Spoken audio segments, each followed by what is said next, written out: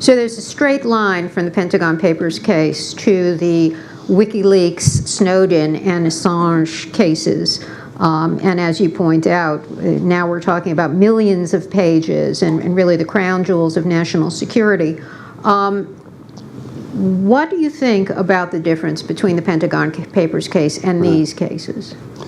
Well, so two things. First, there are no cases yet with WikiLeaks or Snowden.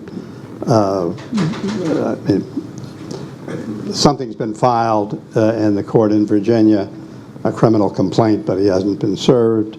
And Snowden, we don't know if anything has been secretly filed, but they may. The other thing by way of introduction is just that, as your question rightly said, the nature of the secrets involved with the Pentagon Papers, as opposed to a good deal of what Snowden certainly has, some of what he's revealed, and some of the things Assange has revealed, is very great. The Pentagon Papers were a historical study of how the U.S. became involved in Vietnam. Released in 1971, with the most recent document was 1968.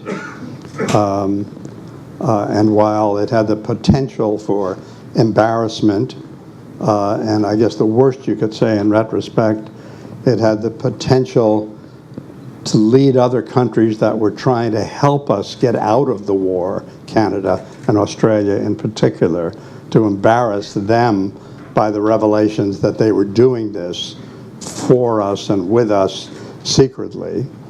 It's nothing, particularly the material Snowden has, and some of the material that Assange has had. So it seems to me they're very different in kind in that respect. The other introductory thing I have to say is the only thing that was decided in the Pentagon Papers case was whether the government could get an injunction, a bar, against the Times publishing. There was no ruling on whether they could have been convicted criminally for what they published. And there were some statements and intonations in opinions of judges that voted for them that they might even affirm a conviction under the Espionage Act, even though they wouldn't sign on to the Times not being allowed to continue to publish. All that said, just to say briefly what I do spend some pages on in my book, my own view is that that Assange has behaved with a high level of irresponsibility in what he has published, and my book was written before the information came out about his quite possibly working with the Russians in terms of the release of information designed to harm Hillary Clinton's chances of winning the election, which is certainly something that is suspected. Snowden, to me, is a very different, much harder, and in a way much more interesting case. I think Snowden served the American public in a very real and significant and brave way by revealing the degree of domestic surveillance that was perfectly legal, but unknown to the public, and that was going on as a result of legislation and other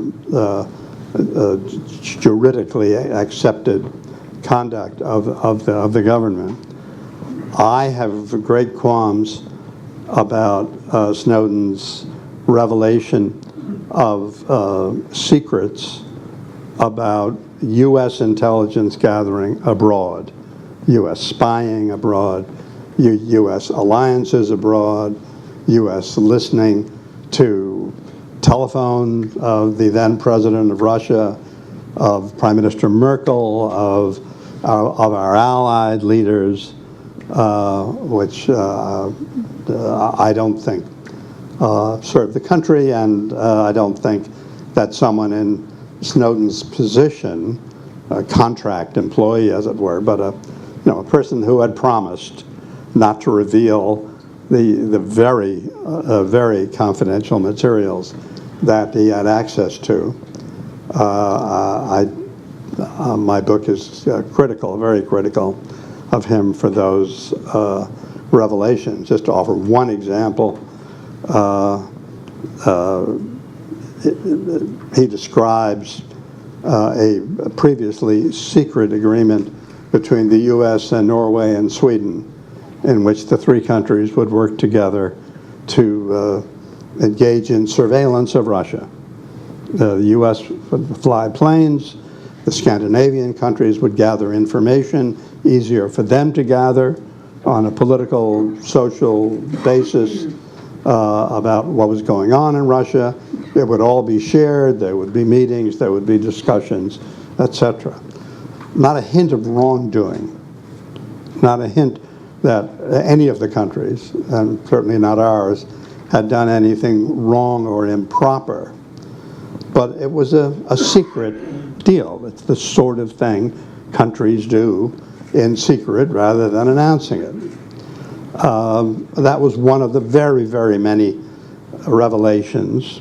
Never a big deal here, but a very big deal in Scandinavia, where the Norwegian government had to explain to its people that they weren't giving the U.S. secret information about citizens of Norway, etc.